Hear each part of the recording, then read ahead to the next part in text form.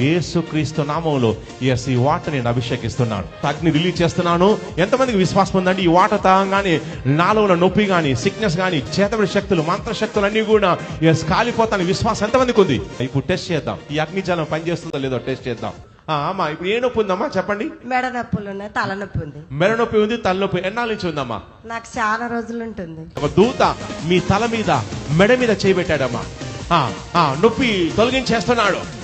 యేసుక్రీస్తు నామములో తొలగిపోతుంది. ఆమేన్, ఆమేన్. ఇప్పుడు మీకు ఎలా ఉందమ్మా? ఇప్పుడు నాకు తక్కువ ఉంది. తక్కువ ఉందమ్మా? తలనొప్పి ఉందా? తలనొప్పి లేదు. మెడ నొప్పి?